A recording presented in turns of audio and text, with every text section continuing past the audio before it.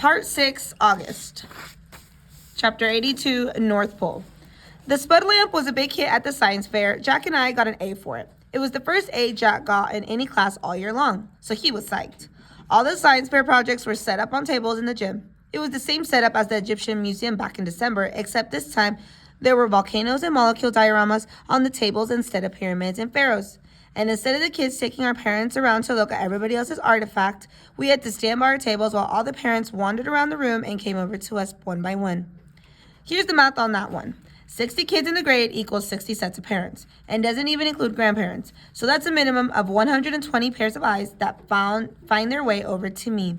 Eyes that aren't used to me as their kids' eyes are by now. It's like how compass needles always point north. No matter which way you're facing, all those eyes are compasses, and I'm like the North Pole to them. That's why I still don't like school events that include parents. I don't hate them as much as I did at the beginning of the school year, like the Thanksgiving Sharing Festival. That was the worst one, I think. That was the first time I had to face the parents all at once. The Egyptian Museum came after that, but that one was okay because I got to dress up as a mummy and nobody noticed me. Then came the winter concert, which I totally hated because I had to sing in the chorus. Not only could I not sing at all, but it felt like I was on display. The New Year art show wasn't quite as bad, but it was still annoying. They put up our artwork in the hallways all over the school and had the parents come and check it out. It was like starting school all over again, having unsuspecting adults pass me on the stairway. Anyway, it's not that I care that people react to me. Like I've said a gazillion times, I'm used to that by now. I don't let it bother me. It's like when you go outside. Anyway, it's not that I care that people react to me. Like I've said a gazillion times, I'm used to that by now. I don't let it bother me. It's like when you go outside and it's drizzling a little. You don't put on boots for a drizzle. You don't even open your umbrella. You walk through it and barely notice your hair getting wet. But when it's a huge gym full of parents, the drizzle becomes like this total hurricane. Everyone's eyes hit you like a wall of water. Mom and Dad hung around my table a lot, along with Jack's parents. It's kind of funny how parents actually end up forming the same little groups their kids form. Like my parents and Jack's and Summer's mom all like and get along with each other. And I see Julian's parents hang out with Henry's parents and Miles' parents, and even the two Max's parents hang out together. It's so funny. I told Mom and Dad about it later when we were walking home, and they thought it was a funny observation. I guess it's true that like seeks like, said Mom. Chapter 83, The Augie Doll. For a while, the war was all we talked about. February was when it was really at its worst. That's when practically nobody was talking to us, and Julian had started leaving notes in our lockers. The notes to Jack were stupid, like, "You stink, big cheese," and "Nobody likes you anymore." I got notes like, "Freak," and another said, "Get out of our school, orc."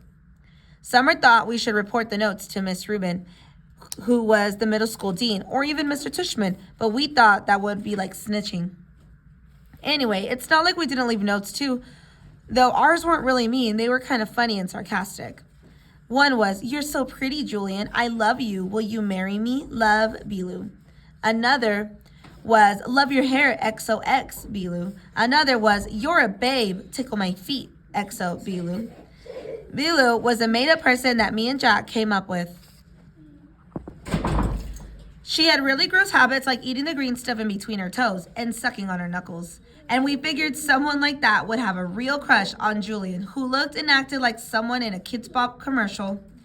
There were also a couple of times in February when Julian, Miles, and Henry played tricks on Jack. They didn't play tricks on me, I think because they knew if they got caught bullying me, it would be big time trouble for them. Jack, they figured, was an easier target. So one time they stole his gym shorts and played monkey in the middle with them in the locker room. Another time, Miles, who sat next to Jack in homeroom, swiped Jack's worksheet off his desk, crumpled it in a ball, and tossed it to Julian across the room. This wouldn't have happened if Miss Matosa had been there, of course, but there was a substitute teacher that day, and subs never really know what's going on. Jack was good about this stuff. He never let them see he was upset, though I think sometimes he was. The other kids in the grade knew about the war, except for Savannah's group. The girls were neutral at first, but by March, they were getting sick of it. And so were some of the boys. Like another time when Julian was dumping some pencil sharpener shavings into Jack's backpack, Amos, who was usually tight with them, grabbed the backpack out of Julian's hand and returned it to Jack. It was starting to feel like the majority of boys weren't buying into Julian anymore.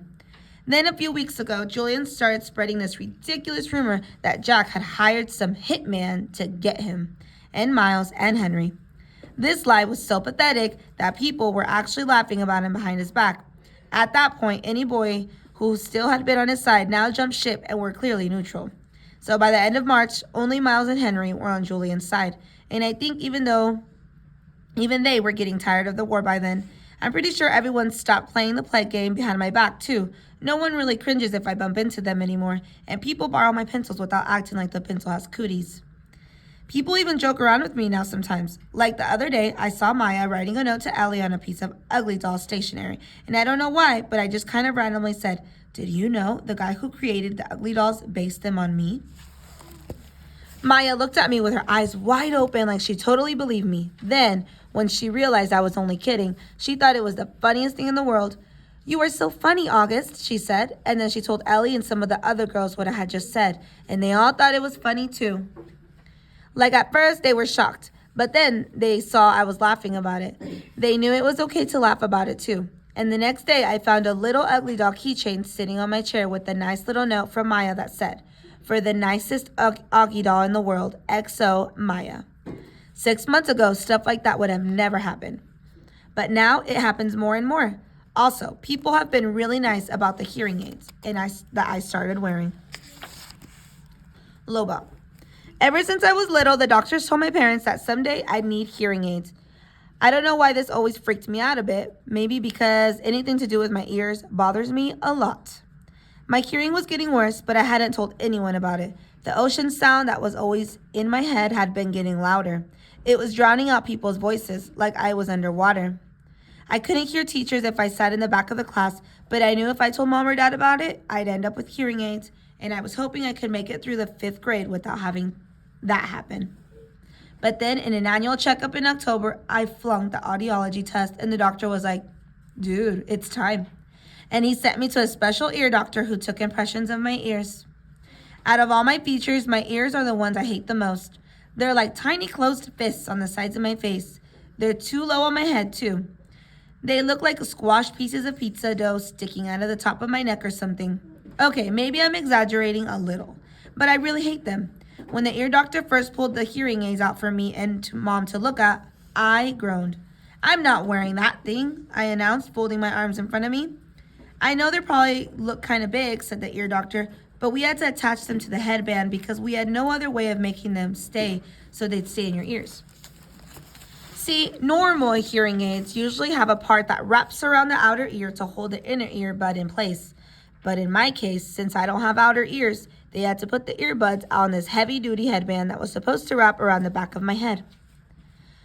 "I can't wear that, Mom," I whined. "You'll hardly notice them," said Mom, trying to be cheerful. "They look like headphones." "Headphones? Look at them, Mom," I said angrily. "I'll look like Lobot."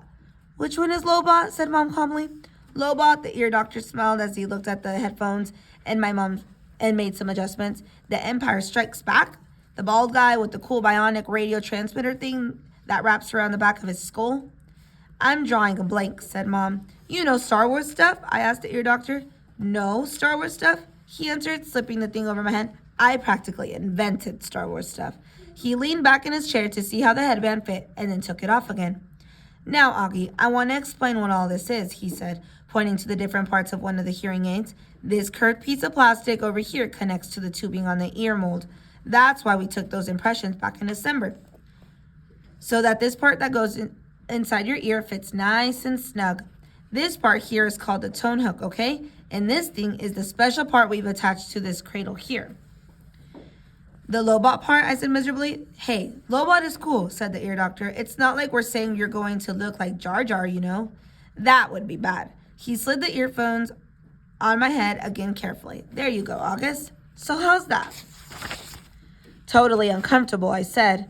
"You'll get used to them very quickly," he said. I looked in the mirror and my eyes started tearing up. All I saw were these tubes jutting out of my either side of my head like antennas. "Do I really have to wear this, Mom?" I said, trying not to cry. "I hate them. They don't make any difference." "Give it a second, buddy," said the doctor. "I haven't even turned them on yet. Wait until you hear the difference. You'll want to wear them." "No, I won't." And then he turned them on. Chapter 85, Hearing Brightly. How can I describe what I heard when the doctor turned on my hearing aids or what I didn't hear? It's too hard to think of words. The ocean just wasn't living inside my head anymore. It was gone. I could hear sounds like shiny lights in my brain. It was like when you're in a room where one of the light bulbs on the ceiling isn't working, but you don't realize how dark it is until someone changes the light bulb, and then you're like, whoa, it's so bright in here. I don't know if there's a word that means the same as bright in terms of hearing, but I wish I knew one because my ears were hearing brightly now. How does it sound, Augie? Said the ear doctor. Can you hear me okay, buddy? I looked at him and smiled, but I didn't answer. Sweetie, do you hear anything different? Said Mom. You don't have to shout, Mom. I nodded happily. Are you hearing better? Asked the ear doctor. I don't hear that noise anymore, I answered. It's so quiet in my ears. The white noise is gone, he said, nodding. He looked at me and winked. I told you you'd like what you heard, August. He made more adjustments on the left hearing aid. Does it sound very different, love? Mom asked. Yeah, I nodded. It sounds lighter. That's because you have bionic hearing now, buddy, said the ear doctor, adjusting the right side. Now touch here. He put my hand behind the hearing aid. Do you feel that? That's the volume. You have to find the volume that works for you. We're going to do that next. Well, what do you think? He picked up a small mirror and had me look in the big mirror and how the hearing aids looked in the back. My hair covered most of the hearing aids of the headband. The only part that peeked out was the tubing. Are you okay with your new bionic Lobot hearing aids? The ear doctor asked, looking in the mirror at me. Yeah, I said, thank you. Thank you so much, Dr. James, said Mom. The first day I showed up at school with the hearing aids, I thought kids would make a big deal out of it, but no one's did. Summer was glad I could hear better, and Jack said it made me look like an FBI agent or something. But that was it. Mr. Brown asked me about it in English class, but it wasn't like, what the heck is that thing on your head? It was more like, if you ever need me to repeat something, Augie, make sure you tell me, okay? Now that I look back, I don't know why I was so stressed about it all this time. Funny how sometimes you worry a lot about something, and it turns out to be nothing. Via's Secret, Chapter 86. A couple of days after spring break ended, Mom found out that Via hadn't told her about a school play that was happening at her high school the next week, and Mom was mad. Mom doesn't really get mad that much, though Dad would disagree with that, but she was really mad at Via for that. She and Via got into a huge fight. I could hear them yelling at each other in Via's room. My bionic Lobot ears could hear Mom saying, "But what is that with you lately, Via? You're moody and taciturn and secretive. What is so wrong with my not telling you about a stupid play?" Via practically screamed. "I don't even have a speaking part in it." "Your boyfriend does. Don't you want us to see him in it?" "No, actually, I don't." "Stop screaming." "You screamed first. Geez, leave me alone, okay? You've been really good about leaving me alone my whole life, so why don't you choose high school today to suddenly be interested? I have no idea." Then, I don't know what Mom answered because it all got very quiet, and even my bionic Lobot ears couldn't pick up a signal.